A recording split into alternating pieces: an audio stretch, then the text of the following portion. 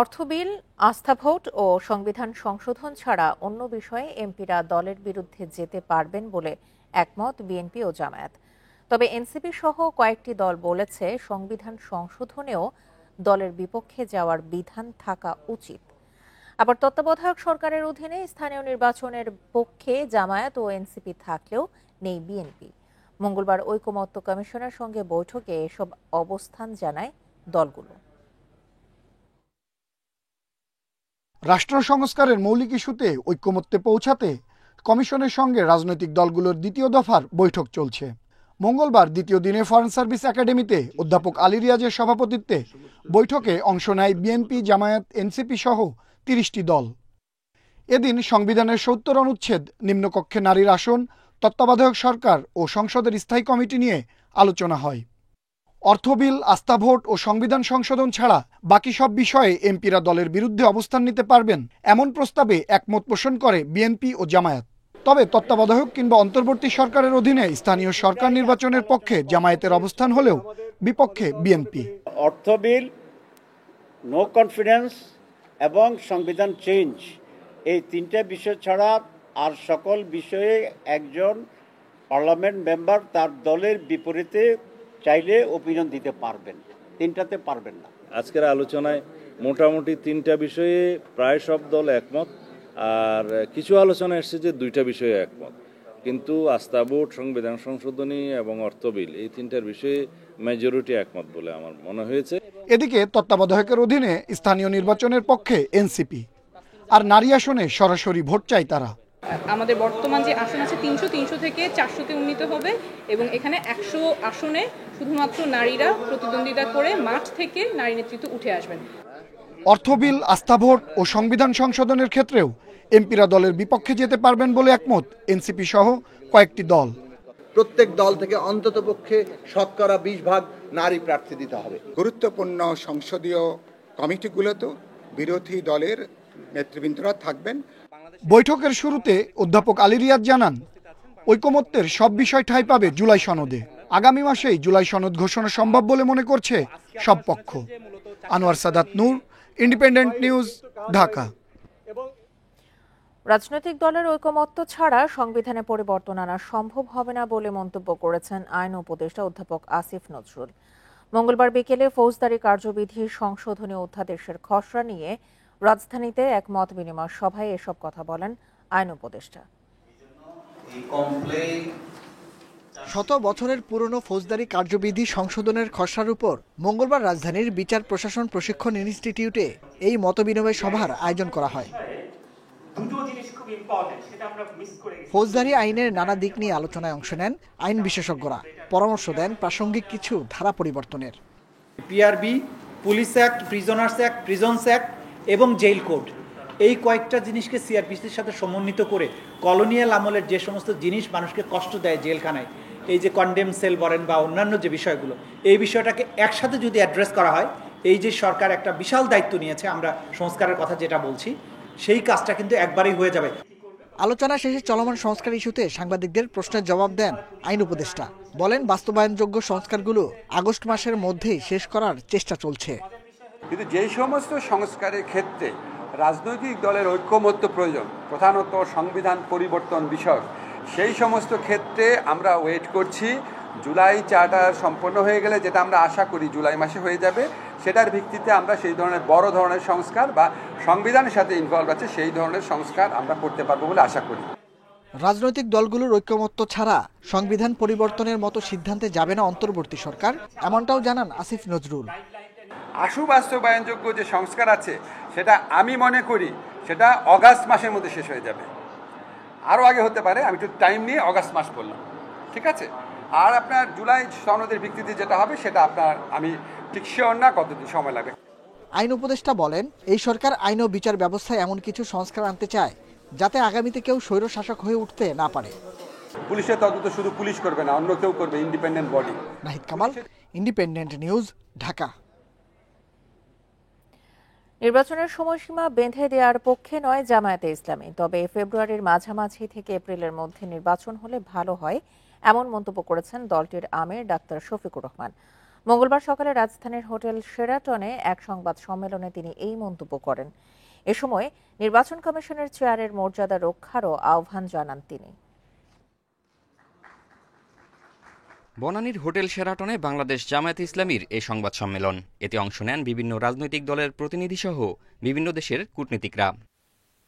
মঙ্গলবার সকালে সংবাদ সম্মেলনে দেশ থেকে ফ্যাসিবাদের কালো ছায়া দূর করতে সুষ্ঠু ও গ্রহণযোগ্য নির্বাচনের ওপর জোর দেন জামায়াতের আমির। বলেন, ফেব্রুয়ারি থেকে এপ্রিলের মধ্যে নির্বাচন হলে ভালো হয়। গুরুত্বপূর্ণ সংস্কার সম্পন্ন করে সরকারের প্রধান যিনি তার ঘোষিত সময়ের ভিতরে একটি সুষ্ঠু নির্বাচন অনুষ্ঠিত করতে হবে, যেখানে জনগণ ভোট দিবে এবং ভোটের যথাযথ প্রতিফলন দেখতে পাবে। এই ভোট নিয়ে কেউ কোনো ইঞ্জিনিয়ারিং করার দুঃসাহস দেখাবে না। বর্তমান নির্বাচন কমিশন তাদের চেয়ারের মর্যাদা রক্ষা করবে বলে আশাবাদী জামায়াতের আমির। তবে পক্ষপাত দেখলে চুপ থাকবেন না বলে হুঁশিয়ারি দেন তিনি। বর্তমান নির্বাচন কমিশনের কাছে আমাদের প্রত্যাশা তারা যেন তাদের চেয়ারের মর্যাদা রক্ষা করেন। আমরা কারো কাছে কোনো ফেভারিজম চাই না, কিন্তু কারো প্রতি কোনো ডিসফেভারিজম আমরা দেখতে চাই না। আসন্ন নির্বাচনে প্রবাসীদের ভোটাধিকার নিশ্চিত করতে নির্বাচন কমিশনের প্রতি আহ্বানও জানান ডাক্তার শফিকুর রহমান। একটা দেশ পেয়েছিলাম। জাহিদুল ইসলাম, ইন্ডিপেন্ডেন্ট নিউজ, ঢাকা। পোষণ বন্ধে ভারতের সঙ্গে সংলাপ চায় বাংলাদেশ। পররাষ্ট্র উপদেষ্টা জানান, এ নিয়ে দুই দেশের মধ্যে কূটনৈতিক পর্যায়ে আলোচনার চেষ্টা চলছে। সীমান্ত হত্যা নিয়ে প্রতিবাদ জানানো হচ্ছে বলেও জানান তৌহিদ হোসেন। এ সময় তিনি আরও জানান, শেখ হাসিনাকে ফেরাতে প্রয়োজনে ভারত সরকারকে ফের চিঠি দেয়া হবে। মঙ্গলবার বিকেলে পররাষ্ট্র মন্ত্রণালয়ে এসব কথা বলেন উপদেষ্টা। জুলাই অভ্যুত্থানে পালিয়ে যাওয়া সাবেক প্রধানমন্ত্রী শেখ হাসিনার বিচার শুরু হয়েছে আন্তর্জাতিক অপরাধ ট্রাইব্যুনালে। তাকে ফিরিয়ে এনে বিচারের মুখোমুখি করতে গত ডিসেম্বরে ভারতকে চিঠি দেয় বাংলাদেশ, কিন্তু 5 মাসেও কোনো উত্তর দেয়নি দিল্লি। পররাষ্ট্র উপদেষ্টা জানান, প্রয়োজন হলে আবারও তাগাদা দেয়া হবে। শেখ হাসিনার ব্যাপারে আমরা যেটুকু জানিয়েছি সেটা কোনো রিঅ্যাকশন নাই আমাদের কাছে এখন পর্যন্ত। আমরা এখনো দেইনি, এটুকু আমি বলতে পারি। আরেকটি পত্র দেইনি, তবে প্রয়োজন হলে অবশ্যই দেওয়া হবে।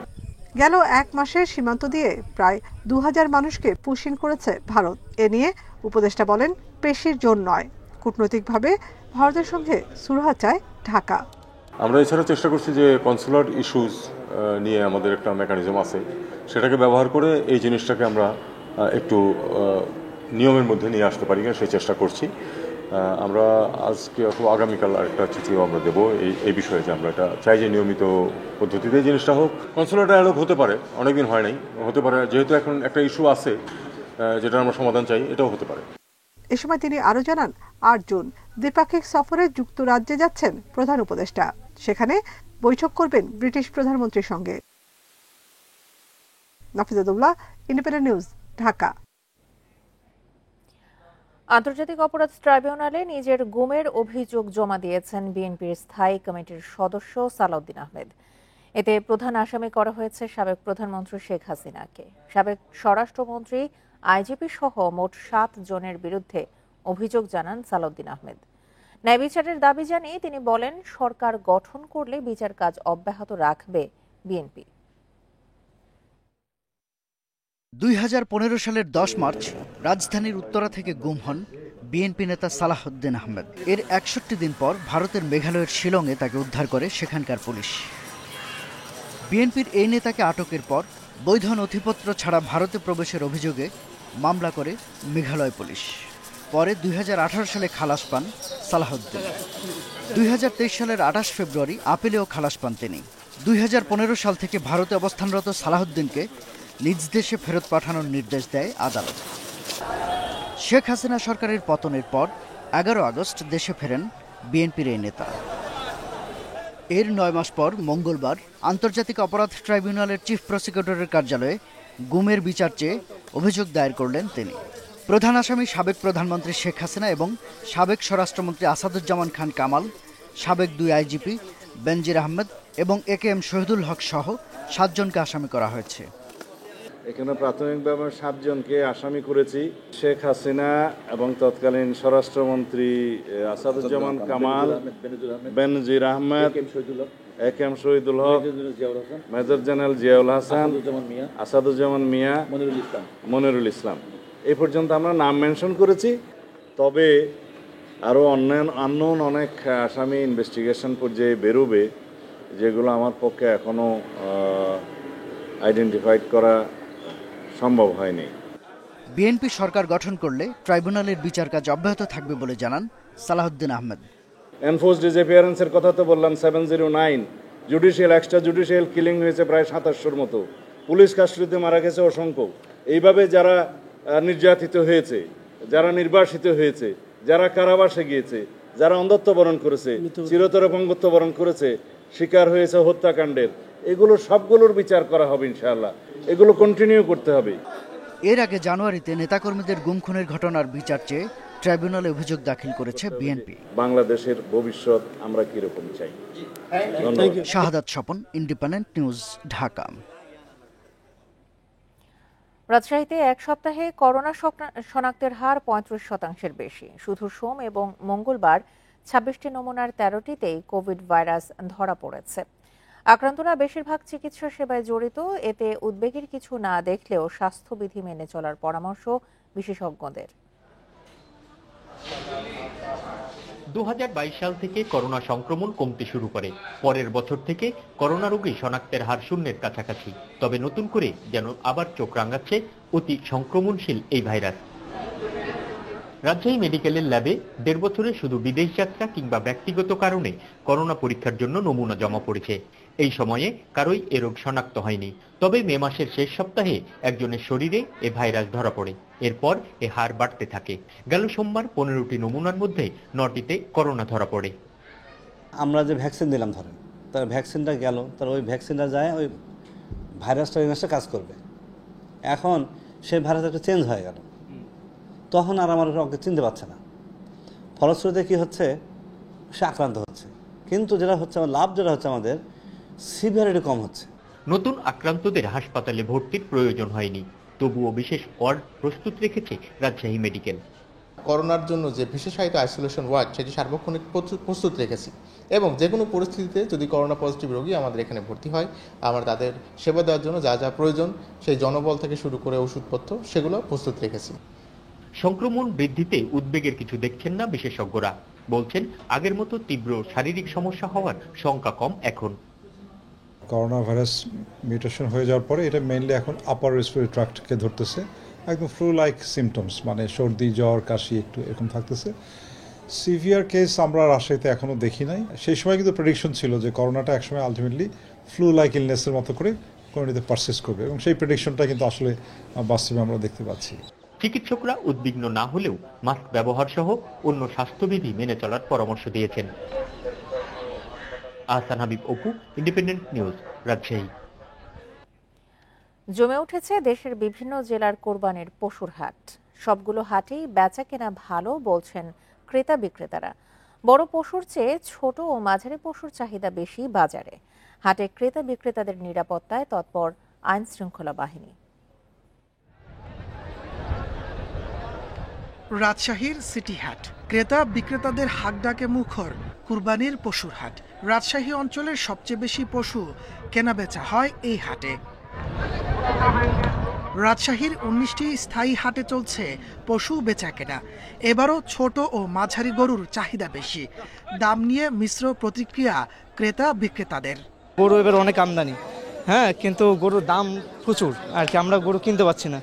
এখন দাম চাচ্ছে 90, ওই 70-75 দাম বলছে। একই চিত্র উত্তরাঞ্চলের অন্যতম বড় নাটোরের তেবাড়িয়া পশুর হাট। এছাড়া সিংড়া, গোপালপুর, গুরুদাসপুর সহ ছোট বড় অন্তত 12টি পশুর হাটেও বেচাকেনা ভালো। গরু উঠা কমের কারণে এই কৃষকেরা যারা গরু নিয়ে এসছে তারা দাম একটু বেশি যাচ্ছে। গরুর দামও বলতেছে কম, পাটি নাই, পাটি খুবই কম হাটে। সবগুলো হাটের নিরাপত্তায় তৎপর আইন শৃঙ্খলা বাহিনী। চাঁদাবাজ, দালাল ও প্রতারক চক্র ঠেকাতে সতর্ক তারা। কোনো প্রতারক, চাঁদাবাজ কোনো কিছুরই এখানে ঘটে নাই, সমাগম নাই, এবং যারা ব্যাপারী গরু কিনে নিয়ে চলে যাচ্ছে স্বাচ্ছন্দ্যে। আইন শৃঙ্খলা পরিস্থিতি ভালো এবং রোডটাও আমরা ক্লিয়ার রাখতে পেরেছি। রাজবাড়ীর বিভিন্ন হাট ঘুরে পশু কিনছেন ক্রেতারা। দাম নিয়ে মিশ্র প্রতিক্রিয়া তাদের। পটুয়াখালীর কলাপাড়ার হাটগুলো জমে উঠলেও ক্রেতা কম বলছেন বিক্রেতারা। খাগড়াছড়িতে ব্যক্তি পর্যায়ে পালন করা গরুর চাহিদা বেশি। গতকালকেও বাজার দেখছি আমরা, পরশুদিনও বাজার দেখছি। আজকে বাজার একটু বেশি মনে হচ্ছে, বেশি মনে হচ্ছে। একটা গরু ছোট দেশি গরু, মোটামুটি বাজার আগের চেয়ে অনেক ভালো। হাটে জাল নোটের ব্যবহার ঠেকাতে সতর্ক ব্যাংক কর্মকর্তারা, পাশাপাশি অসুস্থ পশু শনাক্তে কাজ করছেন ভেটেনারি কর্মকর্তারাও। তাপস সরকার, ইন্ডিপেন্ডেন্ট নিউজ। রাজধানীর পশুর হাটে ছোট ও মাঝারি গরুর ক্রেতার চাহিদা রয়েছে, কিন্তু দুশ্চিন্তায় বড় গরুর বিক্রেতারা। কাঙ্ক্ষিত দাম না পাওয়ার শঙ্কা তাদের। ব্যবসায়ীরা বলছেন এবার বড় গরুর ক্রেতাই কম। বিগত সময়ের বিত্তবান অনেকেই এখন দেশে নেই, যার প্রভাব পড়তে পারে বেচা কেনায়। মিরপুরের ইস্টার্ন হাউজিং হাটে রাজাবাবু, সুলতান ও নবাব নামের 3টি বড় গরু নিয়ে এসেছেন কুষ্টিয়ার ফজলুল হক। এর মধ্যে 20 মণ ওজনের রাজাবাবুর দাম হেঁকেছেন 12 লাখ টাকা, কিন্তু এখন পর্যন্ত দাম উঠেছে মাত্র 6 লাখ। বড় গরুর ক্রেতা এখন পাইনি, 2-1জন খরিদ্দার আছে, আমার মন উপযুক্ত দাম হয় না এখনো। তা আমরা চাচ্ছি এখানে প্রচার হলে বড় গরুর ব্যাপার, লোকজন আসলে আমরা এটা বেশি শান্তি পাবো। 2-3টা গরু আছে, ওই একটা গরুর দামই কম বেশি হয়েছে, তারপর আর হয় নাই। একই অবস্থা পাবনার এই বিক্রেতার। উত্তরার দিয়াবাড়ি হাটে এনেছেন বেলজিয়াম জাতের একটি ষাঁড়, দাম চাওয়া হচ্ছে 14 লাখ টাকা। গরুটা ওজন আছে লাইভ 35 মণ, দাম চাওয়া দাম হচ্ছে 14 লাখ। এখন বেচা কেনার মাধ্যমে এর মধ্যে কম বেশি তো আছেই। রাজধানীর 19টি হাটেই বড় গরুর ব্যাপারীদের মুখে হতাশার ছাপ। কাঙ্ক্ষিত দাম নিয়ে শঙ্কায় তারা। ক্রেতা বলতে তেমন কিছু পাইনি, কিন্তু এই সাধারণ জনগণ দর্শকের অভাব নেই, কিন্তু আসলে আমি যাদের জন্য আনা তেমন ক্রেতার সমাগমের যে চাহিদার যে একটা মূল্য যাই বলুক, আসলে দামটা বলবে তো। গরু যে দাম করবে বা কথা বলবে, কত দাম জিজ্ঞেস করছে, কিন্তু কেউ বলছে না ভাই যে আমি আর গরু ভাই এত টাকা দেবো কি বলবো, এরকম কিছু বলছে না। গরুটা যদি 700-800 টাকা না বেচতে পারি তাহলে আমার লস। এই অবস্থার পর আসি এখানে বলে বড় গরু চলেই না, শুনতেছি এখন কতদূর কি হবে আল্লাহ ভরসা। বিক্রেতারা বলছেন নানা কারণে এবার বড় গরুর ক্রেতা কমেছে, সবাই ঝুঁকছেন ছোট ও মাঝারি গরুর দিকে। হাটে একটা কাস্টমার নাই, কিছুই না, আমরা এখন কি করবো মামা? এখন আইসি কুষ্টিয়ার থেকে।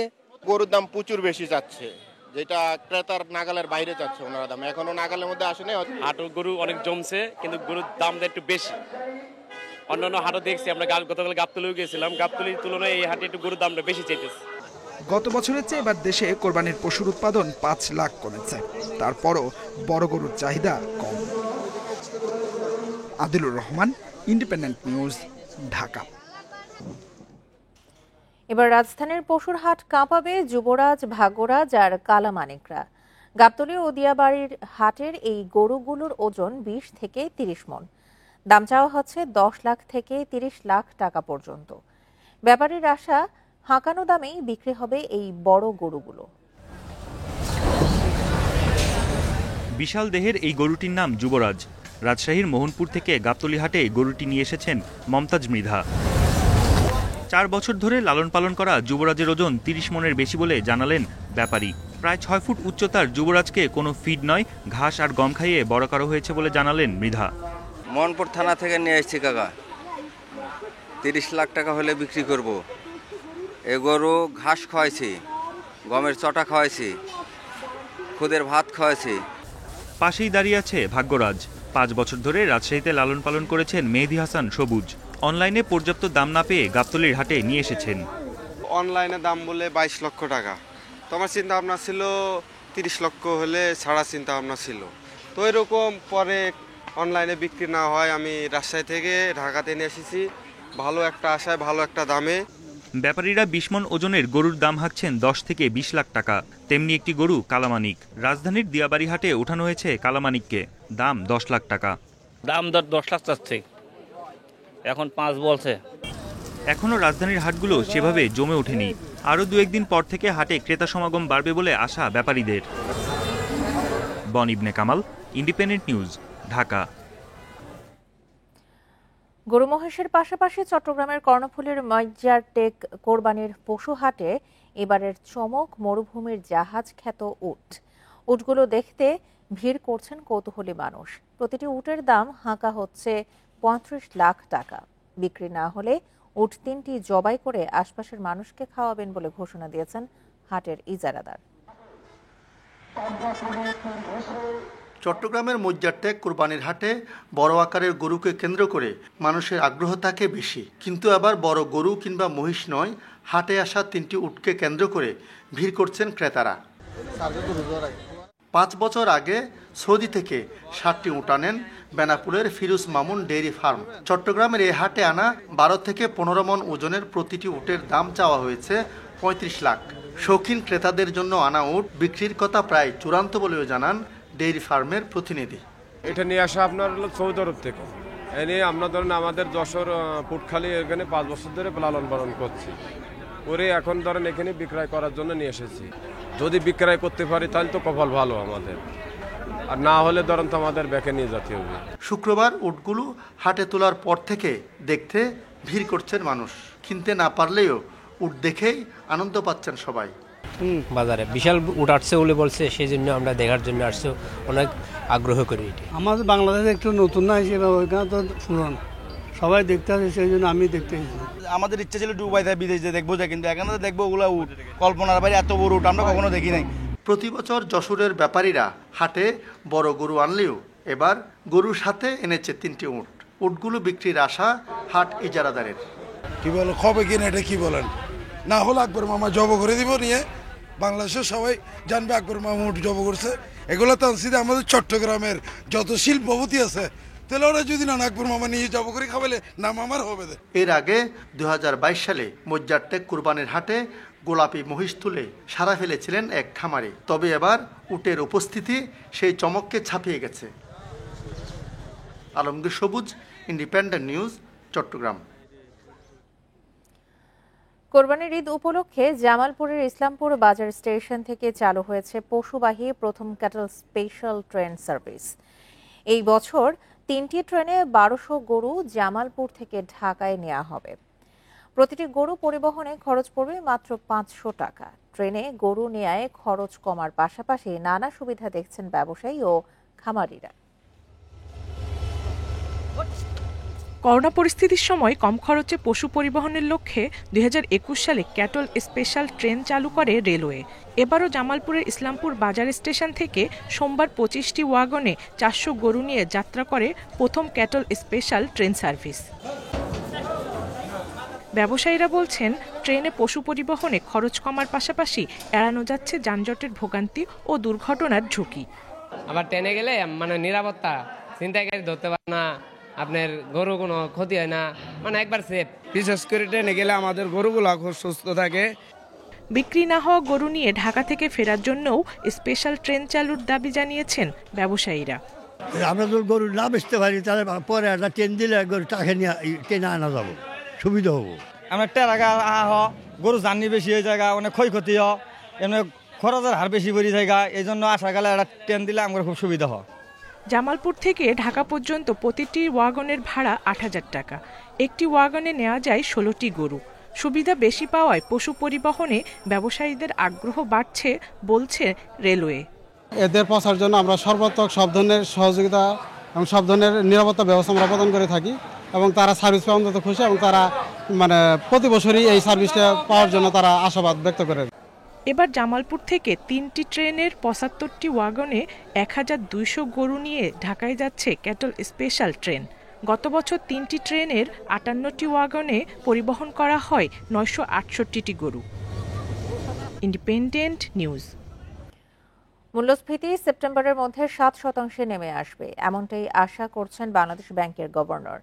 বাজেট পরবর্তী সংবাদ সম্মেলনে তিনি আরও বলেন, মূল্যস্ফীতি 6.5% নামিয়ে আনতে বাজেটে যে লক্ষ্য ধরা হয়েছে তাও পূরণ করা সম্ভব।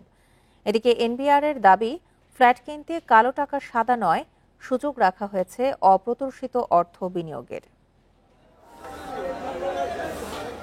দায়িত্ব নেয়ার পর মূল্যস্ফীতি নিয়ন্ত্রণে ছিল অন্তর্বর্তী সরকারের সবচেয়ে বড় চ্যালেঞ্জ। শুরুতে এতে সফলতা না এলেও নীতি সুধার বৃদ্ধিসহ নানা উদ্যোগে রমজানে সুফল পায় সাধারণ মানুষ। মূল্যস্ফীতি নেমে আসে এক অঙ্কে। মঙ্গলবার রাজধানীর ওসমানী স্মৃতি মিলনায়তনে বাজেট পরবর্তী সংবাদ সম্মেলনে গভর্নর আবারও আশার কথা শোনালেন। বলেন, এখন মূল্যস্ফীতি কমতে শুরু করায় সেপ্টেম্বরের মধ্যে 7% নেমে আসবে, তখন কমানো হবে সুদহার। আমাদের মনিটারি পলিসিটাকে আমরা টাইট করে রাখছি। আমরা আগামীতে এটা ইন্টারেস্ট রেটটা কমিয়ে আনবো যখন ইনফ্লেশনটা 7%-এর নিচে নেমে যাবে। আমরা আশাবাদী এটা জুলাই, অগাস্ট, সেপ্টেম্বরের মধ্যেই আমরা সেখানে যেতে পারবো। জ্বালানি বিভাগ থেকে জ্বালানির মূল্য কমিয়ে এটাকে সহযোগিতা দেওয়ার চেষ্টা করতেছি, এবং কি বলে যে সড়ক বিভাগ থেকে আমরা এই যে রাস্তায় যে সব চাঁদাবাজি এগুলোকে এবং পুলিশের সহায়তায় এগুলোকে কমিয়ে আমরা বাজেটে কালো টাকা সাদা করার সুযোগ নিয়ে সাংবাদিকদের প্রশ্নের মুখে পড়েন এনবিআর চেয়ারম্যান। বলেন, জমি বা ফ্ল্যাটে অপ্রদর্শিত অর্থ বিনিয়োগের সুযোগ দিলেও কালো টাকা বৈধ করার বিধান রাখা হয়নি।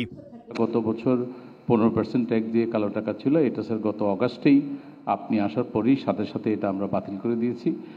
এর বাইরে স্যার আরেকটা কালো টাকার প্রবিধান ছিল স্যার, সেটাও 30 জুনে এক্সপায়ার করেছে। এদিকে পাচার হওয়া অর্থ ফেরানো এবং পাচারকারীদের ধরতে সরকার তৎপর রয়েছে বলেও আবারও দাবি করেন অর্থ উপদেষ্টা। তৌহিদ রানা, ইন্ডিপেন্ডেন্ট নিউজ, ঢাকা। উচ্চ প্রবৃদ্ধি থেকে বেরিয়ে সাধারণ মানুষের জীবনযাত্রা সহজ করতে গুরুত্ব দেওয়া হয়েছে প্রস্তাবিত বাজেটে। নানা চ্যালেঞ্জের মধ্যেও বাজেটকে বাস্তবায়নযোগ্য মনে করছেন অর্থ উপদেষ্টা সালেউদ্দিন আহমেদ। মঙ্গলবার রাজধানীর ওসমানী স্মৃতি মিলনায়তনে বাজেটোত্তর সংবাদ সম্মেলনে পরিকল্পনা উপদেষ্টা বলেন, বিগত সরকারের ঋণের দুষ্ট চক্র ভাঙা, প্রকল্পের জঞ্জাল পরিষ্কারে জোর দিচ্ছে সরকার। ব্যাংক খাতে বড় অঙ্কের খেলাপি ঋণ, বৈদেশিক মুদ্রার সংকট, মূল্যস্ফীতির চাপে নাকাল সাধারণ মানুষ, সেই সঙ্গে গুরুত্বপূর্ণ রাষ্ট্রীয় প্রতিষ্ঠানের ভঙ্গুর অবস্থা। নীতি নির্ধারকরা বলছেন, 5 আগস্টের পর এমন অবস্থায় দায়িত্ব নেয় অন্তর্বর্তী সরকার। সেখান থেকে ঘুরে দাঁড়ানো, অর্থনৈতিক স্থিতিশীলতা ফেরানোয় গুরুত্ব দিচ্ছে সরকার। সংবাদ সম্মেলনে অর্থ উপদেষ্টা বলেন, রাজস্ব আয়ে সীমাবদ্ধতা আছে, হঠাৎ করেই কাঠামোগত বড় পরিবর্তন সম্ভব নয়। তাই নীতির ধারাবাহিকতা রয়েছে প্রস্তাবিত বাজেটে। আমাদের মূল একটা লক্ষ্য ছিল যে বাজেটটা যেন একটু বাস্তবমুখী হয়, বাস্তবায়নযোগ্য হয় এবং একটু প্র্যাগমেটিক হয়। এই বিরাট শপিং লিস্ট, কথার ফুলঝুরি বলে কোনো কিছু করবো, আশ্বাস দেবো, সেটা কিন্তু আমরা করিনি। করাপশন যদি না থাকতো, দেশে টাকা করে ফিরিয়ে আনতে পারতাম, তখন আমার ওই বাজেট সাপোর্টও রাখতো না IMF বা ওয়ার্ল্ড ব্যাংকে, ওই টাকা দিয়ে কিন্তু আমরা পুরো বাজেটটাই করতে পারতাম। এ সময় পরিকল্পনা উপদেষ্টা বলেন, আগের সরকারের অনেক উন্নয়ন প্রকল্পে পরিকল্পনার দুর্বলতা ছিল। পায়রা সমুদ্র বন্দর, BRT সহ বেশ কিছু প্রকল্পের সুফল মিলছে না। তাই প্রকল্পের অপচয়, দুর্নীতি ঠেকাতে বাড়ানো হয়েছে তৎপরতা। আমাদের পুরো সময়টা এই যে যত জঞ্জালগুলো হাতে পেয়েছি, এই জঞ্জাল পরিষ্কার করার জন্যই অনেক কষ্ট করতে হচ্ছে। ঋণ নিয়ে ঋণ পরিশোধের যেই দুষ্ট চক্র, এটা থেকে বেরিয়ে আসার এক বাজেটে হবে না, অন্তত শুরুটা যেন আমরা করে যেতে পারি। পরিকল্পনা উপদেষ্টা জানান, সরকারি কেনাকাটায় স্বচ্ছতা, জবাবদিহি বাড়াতে নীতিমালায় সংশোধন হয়েছে। অন্তর্বর্তী সরকারের উন্নয়ন কর্মসূচির রূপরেখার প্রতিফলন ঘটবে আগামী বাজেটে। এই বাজেটকে কিভাবে সংজ্ঞায়িত? Hari Saha, independent News, Dhaka. ভারী বৃষ্টি ও উজানের ঢলে সিলেট বিভাগে দেখা দিয়েছে স্বল্পকালীন বন্যা। সিলেট, সুনামগঞ্জ, মৌলভীবাজারের সুরমা, কুশিয়ারা, মনু নদীর পানি বিপদসীমা অতিক্রম করে প্লাবিত করেছে নিম্নাঞ্চল। তবে বন্যা পূর্বাভাস ও সতর্কীকরণ কেন্দ্র বলছে, বৃষ্টি কমায় দীর্ঘমেয়াদী হচ্ছে না এবারের বন্যা। পূর্বাভাস বলছে, শনিবার থেকে দেশের কোথাও কোথাও হালকা ও মাঝারি তাপপ্রবাহ বয়ে যেতে পারে। মে মাসে সাধারণত গড় স্বাভাবিক বৃষ্টি হয় 298 মিলিমিটার, কিন্তু এবছর হয়েছে 486 মিলিমিটার, যা স্বাভাবিকের চেয়ে প্রায় 63 ভাগ বেশি। আবহাওয়া অধিদপ্তরের তথ্য বলছে, সবচেয়ে বেশি বৃষ্টি হয়েছে সিলেট বিভাগে 1200 মিলিমিটার, আর এতেই স্বল্পকালীন বন্যা দেখা দিয়েছে এই বিভাগে। বন্যা পূর্বাভাস ও সতর্কীকরণ কেন্দ্র বলছে, ভারী বৃষ্টিতে চট্টগ্রাম বিভাগে মুহুরী, ফেনী, সাঙ্গু, মাতামুহুরী নদীর পানি বাড়লেও এখন স্থিতিশীল রয়েছে। তবে সিলেট বিভাগে সুরমা, কুশিয়ারা নদীর পানি বিপদসীমার উপরে বইছে। এই বিভাগে বৃষ্টি কমলেও উজানের ঢলে দেখা দিয়েছে স্বল্পমেয়াদী বন্যা। তবে শুক্রবার নাগাদ পরিস্থিতি স্বাভাবিক হবে। সুরমা, কুশিয়ারা এবং মনু, আর এই তিনটি নদীর সংলগ্ন যদি আপনি জেলা বলতে চান তাহলে সেটা হচ্ছে সিলেট, মৌলভীবাজার এবং সুনামগঞ্জের কিছু অংশ। এই নদী সংলগ্ন নিম্নাঞ্চলে এখন পানি সমতল বিপদসীমার উপরে রয়েছে, কিন্তু আগামী 2 দিন পর্যন্ত এই অবস্থা অব্যাহত থাকবে। অন্তত 2 দিন পরে বৃষ্টিপাতের প্রবণতা বেশ কমে এসেছে, সো এরপর থেকে পানি সমতল বেশ দ্রুতই নেমে যাওয়া শুরু করবে। এদিকে রাজধানীর আকাশ মেঘমুক্ত হয়েছে। মঙ্গলবার দেখা দিয়েছে সূর্যের। আবহাওয়া অধিদপ্তরের তথ্য বলছে, মে মাসের শেষে বঙ্গোপসাগরে সৃষ্ট নিম্নচাপ ও মৌসুমী বায়ুর আগমনে বর্ষা এবার আগেই চলে এসেছে। তাই স্বাভাবিকের চেয়ে বেশি বৃষ্টি দেখা দিয়েছে। তবে 6 জুন থেকে আবারও মৃদু থেকে মাঝারি তাপপ্রবাহ দেখা দিতে পারে। 6 তারিখের পর যে বৃষ্টি অনেকটা কমে যাবে, কিন্তু যেটা সমস্যা হবে, যেহেতু এই সময় বাতাসে হিউমিডিটি অনেক বেশি এবং এর প্রভাবে তাপমাত্রা নর্মাল থেকে অনেক বেশি থাকবে এবং অনেক জায়গায় মৃদু আকারে হিটওয়েভ নতুন করে চলে আসতে পারে। আবহাওয়া পূর্বাভাস বলছে, মধ্য জুনে বঙ্গোপসাগরে একটি মৌসুমী নিম্নচাপ সৃষ্টি হতে পারে। তখন আবারও সারা দেশে বৃষ্টির পরিমাণ বাড়তে পারে। Shahriar Anirban, independent News, Dhaka. বৃষ্টি ও উজানের ঢলে কুড়িগ্রামের নিম্নাঞ্চলে ফসলের ব্যাপক ক্ষতি হয়েছে। ক্ষতির পরিমাণ প্রায় 4 কোটি টাকা। ক্ষতিগ্রস্ত 2000 কৃষকের মধ্যে বেশিরভাগই বাদাম চাষি। কৃষি বিভাগ জানিয়েছে, ক্ষয়ক্ষতির নিরূপণের পর ক্ষতিগ্রস্তদের সহায়তা করা হবে। কুড়িগ্রামের রাজারহাট উপজেলার চরখিতাবখা এলাকা। বৃষ্টি ও ঢলের পানিতে তলিয়ে থাকা বাদাম তুলছেন কৃষকরা। একই চিত্র জুয়ানসাত্রা, গতিয়াসাম এলাকায়ও। কৃষকরা বলছেন, তিস্তার চরে গত কয়েক বছর ধরে বাদাম সহ বিভিন্ন ফসলের আবাদ বেড়েছে, তবে ক্ষতি বেশি হয় বাদাম খেতে। অন্য বছর জুনের শেষ দিকে পানি বাড়লেও এবার 1 মাস আগে হয়েছে সেটা। তিস্তা নদীর পানি হয়, সব বাদাম তলে গেছে, এখনো বাদাম তোলার সময় হয় নাই। সময় না হওয়ার আগতে বাদাম তোলা লাগতেছে। কামলার অভাবে আমরা বাদাম উঠাইতে পারিনি, হঠাৎ বন্যাটা আসছে। কৃষকদের অনেকে ঋণ নিয়ে জমি আবাদ করেছেন। ফসলের ক্ষতিতে ঋণ পরিশোধ নিয়ে শঙ্কায় তারা। ঘুরে দাঁড়াতে চেয়েছেন সরকারি সহায়তা। বাদাম আমাদের তলে গেছে, কিছু বাদাম নষ্ট হয়েছে, আবার দেখা গেল যে কামলা কিসের নিয়ে আমরা বাদাম তুলবে নেছি। আমরা বর্তমানে এই নদী ভাঙা মানুষ, আমরা ক্ষতিগ্রস্ত। লোন পরিশোধ করা লাগে, এখন কি করি না করি আমাদের মাথায় কাজ করতেছে না। কৃষি সম্প্রসারণ অধিদপ্তর বলছে, 1 মাসে 2 দফা পানিতে তলিয়েছে নিম্নাঞ্চলের ফসল। এতে ক্ষতি প্রায় 4 কোটি টাকার। পূর্ণাঙ্গ হিসাব বের করার কাজ চলছে। তালিকা করার পর দেয়া হবে সহায়তা। গত সপ্তাহের বৃষ্টি এবং এই সপ্তাহের যে চলমান বৃষ্টি, এটার আমরা ক্ষয়ক্ষতি যাদের হয়েছে তাদের তালিকা তৈরি করছি এবং যদি সরকারের পক্ষ থেকে কোনো প্রণোদনা বা সহায়তা দেওয়া হয় তাহলে আমরা তাদেরকে পুনর্বাসিত করব। এবার কুড়িগ্রামে 912 হেক্টর জমিতে বাদামের আবাদ হয়েছে। Independent news. আর এই ছিল এখনকার মতো ইন্ডিপেন্ডেন্ট সংবাদে। এছাড়া ইন্ডিপেন্ডেন্ট টেলিভিশনের সব খবর আরও বিস্তারিত জানতে চোখ রাখুন ফেসবুক, ইউটিউব এবং এক্সে। ধন্যবাদ সবাইকে। আমন্ত্রণ পরের আয়োজনে।